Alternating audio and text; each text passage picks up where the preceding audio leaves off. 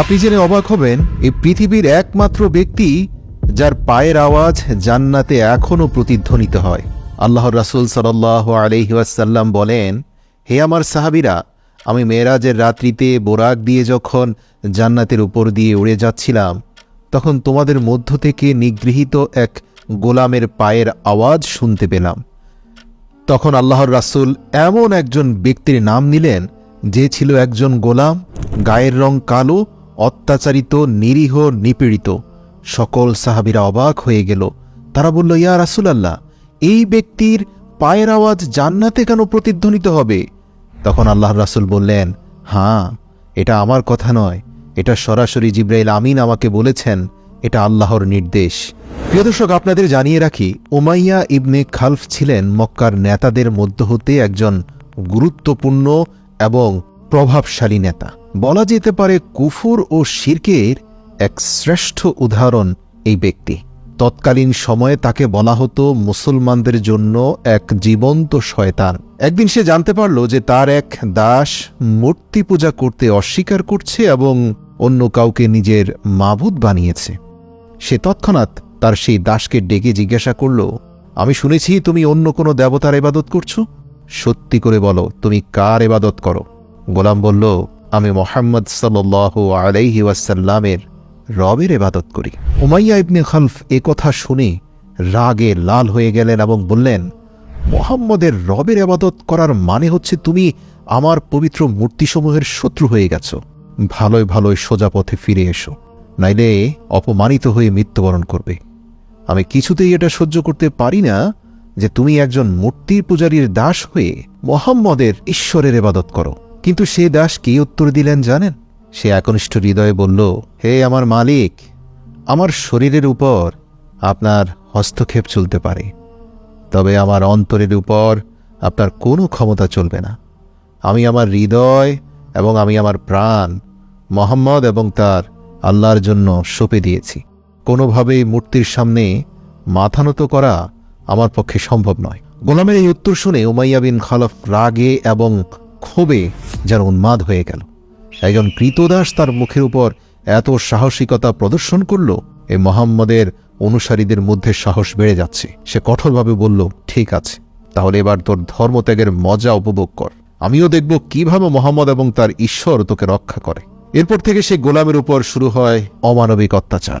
মরুভূমির উত্তপ্ত বাড়ির উপর খালি গায়ে তাকে পাথর চাপা দেওয়া হয়েছিল। উমাইয়া তার এই নিগৃহীত ক্রীতদাসকে দুপুরের প্রখর রোদে উত্তপ্ত মাটিতে শুইয়ে তার বুকের উপর একটি ভারী পাথর রেখে অনবরত চাবুক দিয়ে আঘাত করছিল আর বলছিল, মুহাম্মদের ধর্ম থেকে ফিরে আয়। কিন্তু এই কঠোর নিপীড়ন নির্যাতন সত্ত্বেও সেই গোলামের মুখ থেকে একটি শব্দ বের হচ্ছিল, তা হচ্ছে আল্লাহ আহাদ, আল্লাহ এক, আল্লাহ এক। প্রিয় দর্শক, আল্লাহ এক এই বাণীটা কেন কাফেরদের অন্তরে আগুন ধরিয়ে দিত জানেন? এর কারণ প্রত্যেকটি কাফের আসলে আল্লাহকে মানত, কিন্তু তারা দৃঢ়ভাবে বিশ্বাস করত যে আল্লাহর সাথে আরও অনেক শরীক আছে। তাদের মূর্তিদেরকেও আল্লাহর সমকক্ষ মনে করত। তাই আহাদ আহাদ এটাই ছিল তৎকালীন ঈমানদারদের সবচেয়ে বড় তাকবীর। যাই হোক, সেই গোলামের মুখ থেকে আল্লাহ আহাদ, আল্লাহ এক এবং অদ্বিতীয় এই কথা শুনে ক্ষিপ্ত হয়ে অত্যাচারের মাত্রা আরও বাড়িয়ে দিল। একবার তো উমাইয়া তার অত্যাচারের মাত্রা ছাড়িয়ে গেল। সে তার ক্রীতদাসকে পুরো একদিন সারা দিন সারা রাত ক্ষুধার্ত ও তৃষ্ণার্ত রেখে উত্তপ্ত বালির উপর শুইয়ে তার উপর কষ্টের স্টিম রোলার চালিয়ে দিল। কিন্তু তার এত অত্যাচার সত্ত্বেও সে তার দাসকে ৭০ দিন থেকে বিরত রাখতে পারেনি। অবশেষে ক্লান্ত হয়ে উমাইয়া মক্কার কিছু বদমাশ ছেলেপেলেদেরকে ডেকে আনল এবং তাদেরকে বলল, এই ক্রীতদাসকে এতটা যন্ত্রণা এবং কষ্ট দাও যাতে সে মুহাম্মদ এবং তার রবের নাম নিতেও ভুলে যায়। এই বদমাশ ছেলেরা উমাইয়ার সন্তুষ্টি লাভ করার জন্য সে অসহায় ক্রীতদাসকে অত্যন্ত বাজেভাবে মারধর করতে লাগল। তারা সেই গোলামের শরীর থেকে সমস্ত কাপড় খুলে নিল, শরীরে লোহার চাদর দিয়ে ঢেকে প্রখর রোদে দাঁড় করিয়ে রাখত। কিন্তু সে গোলামের মুখ থেকে আহাদ আহাদ ছাড়া আর কিছুই বের হতো না। আল্লাহু আকবার! চিন্তা করুন, আজ ইসলামের লেবাসধারীরা সব জায়গায় সম্মানিত হয়, উন্নত মানের খাবার এবং আহার পায়, ওয়াজ মাহফিলে মোটা অঙ্কের অর্থ পায়, আর সে সময় শুধুমাত্র এক এবং অদ্বিতীয় খোদার অনুসরণ করার অপরাধে পাথর চাপা দিয়ে মরুভূমিতে চাবুকের আঘাত করা হতো। ইসলামের জন্য এই অবর্ণনীয় জুলুম এবং নির্যাতন সহ্য করা এই সাহাবী আর কেউ নয়, হযরত বিলাল হাবশী রাদিয়াল্লাহু তাআলা আনহু। আল্লাহ রাসূল বলেন, আমি জান্নাতের উপর দিয়ে উড়ে যাওয়ার সময় যে পায়ের আওয়াজ শুনতে পেলাম, আমি জিবরাইলকে জিজ্ঞেস করলাম, এই মহান ব্যক্তিকে যার পায়ের আওয়াজ পুরো জান্নাতময় ভেসে বেড়াচ্ছে। তখন জিবরাইল বলল, ইয়া রাসূলাল্লাহ, এ হচ্ছে আপনার সাহাবী হযরত বিলালের পায়ের আওয়াজ। ইসলামের জন্য তার ত্যাগ আল্লাহ এত পছন্দ করেছেন যে কিয়ামত পর্যন্ত জান্নাতের প্রতিটি কোণায় বিলালের পায়ের আওয়াজ প্রতিধ্বনিত হবে। আল্লাহু আকবার। এভাবে জুলুম, নির্যাতন আর অত্যাচার চলছিল বিলালের উপর। এমনই একদিন হযরত আবু বকর সিদ্দিক রাদিয়াল্লাহু তাআলা আনহু সেই পথ দিয়ে যাচ্ছিলেন। হযরত আবু বকর সিদ্দিক রাদিয়াল্লাহু তাআলা আনহু উমাইয়াকে ডেকে বললেন, হে উমাইয়া, এই অসহায় ও মজলুম ব্যক্তির উপর এত অত্যাচার কেন করছো ভাই? বুঝলাম সে তোমার গোলাম, তাই বলে এত অমানবিক হওয়াকে তোমার মানায়? সে যেহেতু এক এবং অদ্বিতীয় আল্লাহর ইবাদত করে, তুমি তার উপর একটু এহসান করলে এই অনুগ্রহ প্রদর্শনের জন্য পরকালে তুমি আল্লাহর কাছে অনেক যাজা খায়ের পাবে। এ কথা শুনে উমাইয়া অত্যন্ত ঔদ্ধত্যের সাথে বলল, আমি তোমার এইসব কাল্পনিক আখিরাতের ধারণায় বিশ্বাস করি না। আমার মনে যা আসে আমি তাই করব। হযরত আবু বকর সিদ্দিক রাদিয়াল্লাহু তাআলা আনহু এই উত্তর শুনে খুবই ব্যথিত হলেন।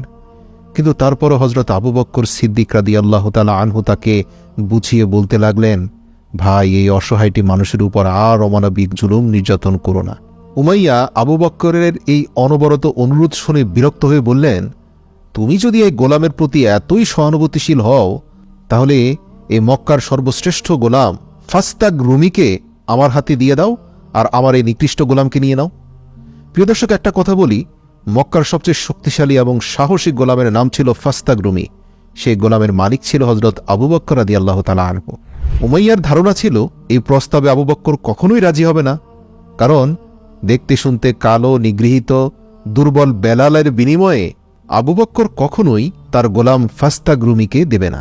কিন্তু আবু বকর রাদিয়াল্লাহু তাআলা আনহু উমাইয়াকে অবাক করে দিয়ে সাথে সাথে রাজি হয়ে গেলেন। যেখানে উমাইয়ার ধারণা ছিল যে ফাস্তাগ একজন অত্যন্ত বরকতময় এবং সাহসী শক্তিশালী গোলাম, যার দাম বেলালের থেকে কয়েক গুণ বেশি, যে বিনিময়ে কখনোই আবু বকর রাজি হবে না, সেখানে আবু বকর এত সহজে রাজি হয়ে গেল। সঙ্গে সঙ্গে উমাইয়া নিজের ঘোল পাল্টে ফেলল এবং বলল, ঠিক আছে, শুধু তোমার ওই ফাস্তাগ রুমিকে দিলেই হবে না, সাথে 40 উকিয়া রৌপ্যও দিতে হবে।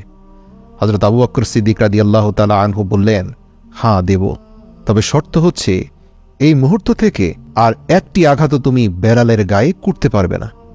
উমাইয়া রাজি হয়ে গেল। সে মক্কার সবচেয়ে সাহসী এবং শক্তিশালী গোলামকে পেয়ে গেল, সাথে 40 উকিয়া রৌপ্যও পেল। হযরত বেলাল রাদিয়াল্লাহু তাআলা আনহুকে খরিদ করে আবু বকর রাদিয়াল্লাহু তাআলা আনহু সাথে সাথে রাসূল সাল্লাল্লাহু আলাইহি সাল্লামের দরবারে হাজির হয়ে গেলেন। রাসূলুল্লাহ সাল্লাল্লাহু আলাইহি সাল্লাম বেলালের এই কথা শুনে অত্যন্ত খুশি হয়ে বললেন, হে আবু বকর, দয়া করে এই নেক কাজে আমাকেও শরীক করো। সিদ্দিকে আকবর রাদিয়াল্লাহু তাআলা আনহু বললেন, হে আল্লাহর রাসূল, আমি ইতিমধ্যে তাকে আল্লাহর রাস্তায় আজাদ করে দিয়েছি। এই কথা শুনে আল্লাহর রাসূলের চোখে পানি এসে গেল। সিদ্দিকে আকবর রাদিয়াল্লাহু তাআলা আনহুর জন্য রহমতের দোয়া করলেন। হাদিসে আছে, পৃথিবীর সকল নবী রাসূলের পরে এই পৃথিবীর যত সাধারণ মানুষ রয়েছে, তাদের সবার আমলকে এক পাল্লায় রেখে আবু বকরের আমল এক পাল্লায় রাখলেও আবু বকরের আমল তাদের থেকেও শ্রেষ্ঠ হবে। হযরত বিলাল রাদিয়াল্লাহু তাআলা আনহু তার জীবনে 28টি বছর গোলাম হিসাবে কাটিয়েছেন। কিন্তু যেহেতু তিনি অত্যন্ত ধার্মিক ও বিশুদ্ধ প্রকৃতির একজন মানুষ ছিলেন, তাই যখন রাসূল সাল্লাল্লাহু আলাইহি সাল্লাম তাকে তাওহীদের দাওয়াত দিলেন, হযরত বিলাল রাদিয়াল্লাহু তাআলা আনহু সঙ্গে সঙ্গে ইসলামের দাওয়াত কবুল করলেন। আর এভাবেই তিনি সাবিকুন ওয়াল আউয়ালুনদের পবিত্র দলে যুক্ত হলেন। মুক্তি পাওয়ার পর হযরত বেলাল রাদিয়াল্লাহু তাআলা আনহু সর্বদা মহানবী সাল্লাল্লাহু আলাইহি ওয়াসাল্লামের খেদমতে উপস্থিত থাকতেন এবং মনে প্রাণে রাসূল সাল্লাল্লাহু আলাইহি ওয়াসাল্লামকে এতটাই ভালোবাসতেন যে আল্লাহর রাসূলের একটা নির্দেশে প্রাণ দেওয়ার জন্য উদ্গ্রীব হয়ে থাকত বেলাল। হযরত বেলাল রাদিয়াল্লাহু তাআলা আনহু বদর যুদ্ধ থেকে শুরু করে তাবুকের যুদ্ধ পর্যন্ত সকল যুদ্ধে অংশগ্রহণ করেছিলেন। কিন্তু ইসলামের জন্য হযরত বেলালের সর্বশ্রেষ্ঠ খেদমত এবং তার নিজের জন্য সর্বশ্রেষ্ঠ মর্যাদার বিষয় ছিল এটাই যে তিনি ছিলেন ইসলামের প্রথম মুয়াজ্জিন। হিজরতের পর যখন মদিনায় মসজিদে নববী নির্মিত হয়, তখন রাসূল সাল্লাল্লাহু আলাইহি সাল্লাম আজান দেওয়ার দায়িত্ব হযরত বেলাল রাদিয়াল্লাহু তাআলা আনহুর উপর অর্পণ করেন।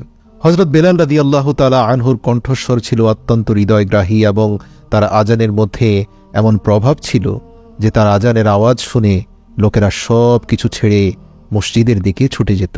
মক্কা বিজয়ের পর যখন কাবা থেকে সকল মূর্তিকে ভেঙে অপসারণ করা হয়, তখন রাসূল সাল্লাল্লাহু আলাইহি ওয়াসাল্লাম হযরত বিলাল রাদিয়াল্লাহু তাআলা আনহুকে বলেন, হে বিলাল, তুমি কাবা ঘরের ছাদে দাঁড়িয়ে আজান দাও এবং এই বরকতময় ধারা ততদিন পর্যন্ত একই ভালোবাসা ও ভক্তি সহকারে অব্যাহত ছিল যতদিন হুজুর সাল্লাল্লাহু আলাইহি ওয়াসাল্লাম জীবিত ছিলেন। কিন্তু 11 হিজরিতে যখন নবী করিম সাল্লাল্লাহু আলাইহি ওয়াসাল্লাম ইন্তেকাল করেন, তখন এই আশিকে রাসূলের উপর যেন দুঃখের পাহাড় ভেঙে পড়ল। অন্যান্য সাহাবী আল্লাহর রাসূলের ইন্তেকালকে যতটা সহজে মেনে নিতে পারল, বেলালের জন্য সেটা অত্যন্ত কঠিন হয়ে পড়েছিল। হযরত বেলাল রাদিয়াল্লাহু তাআলা আনহুকে সর্বদা প্রিয় নবী সাল্লাল্লাহু আলাইহি ওয়াসাল্লামের স্মৃতি পীড়া দিতে লাগল। হযরত বেলাল রাদিয়াল্লাহু তাআলা আনহু নবী করিম সাল্লাল্লাহু আলাইহি ওয়াসাল্লামের থেকে শুনেছিলেন যে একজন মুমিনের জন্য সর্বোত্তম আমল হলো জিহাদ ফিস সাবিলিল্লাহ। তাই হযরত বেলাল রাদিয়াল্লাহু তাআলা আনহু প্রথম খলিফা হযরত আবু বকর সিদ্দিক রাদিয়াল্লাহু তাআলা আনহু এর খেদমতে হাজির হয়ে তার কাছে জিহাদে যাওয়ার অনুমতি চাইলেন। কিন্তু হযরত আবু বকর সিদ্দিক রাদিয়াল্লাহু তাআলা আনহু তাকে আল্লাহ তাআলার দোহাই দিয়ে বললেন, তুমি আমাকে এই বৃদ্ধ বয়সে একা রেখে যেও না। তাই হযরত বেলাল রাদিয়াল্লাহু তাআলা আনহু হযরত আবু বকর সিদ্দিক রাদিয়াল্লাহু তাআলা আনহুর এই কথা মেনে নিলেন, তবে শর্ত দিলেন, আল্লাহর রাসূলের ইন্তেকালের পর আমি আর কখনোই আজান দিতে পারবো না। হযরত আবু বকর সিদ্দিক রাদিয়াল্লাহু তাআলা আনহু তার এই বক্তব্য মেনে নিলেন। কিন্তু হযরত আবু বকর সিদ্দিক রাদিয়াল্লাহু তাআলা আনহুর খেলাফতের পর দ্বিতীয় খলিফা হযরত ওমর ফারুক রাদিয়াল্লাহু তাআলা আনহুর খেলাফতের সময় যখন তাকে বাইতুল মুকাদ্দাস জয় করার জন্য বর্তমান সিরিয়ায় যেতে হয়েছিল, তখন সেখানে খ্রিস্টানদের সাথে একটি সমঝোতা চুক্তিতে উপনীত হওয়ার পর হযরত ওমর ফারুক রাদিয়াল্লাহু তাআলা আনহু একটি খুতবা দিয়েছিলেন এবং খুতবার পর তিনি হযরত বিলাল রাদিয়াল্লাহু তাআলা আনহুকে অনুরোধ করলেন, হে বিলাল, আজ যেহেতু আমাদের প্রথম কিবলার মিনারে তাওহীদের পতাকা উত্তোলন হয়েছে, তাই আপনি যদি এই বিশেষ উপলক্ষে আজান দেন তবে আমরা আপনার প্রতি কৃতজ্ঞ থাকব। হযরত বিলাল রাদিয়াল্লাহু তাআলা আনহু যখন আজান দিতে লাগলেন, তখন সাহাবায়ে কেরামের অন্তরে নবীজির স্মৃতি তাজা হয়ে গেল এবং তাদের গায়ের রক্ত দ্রুত গতিতে প্রবাহিত হতে লাগল।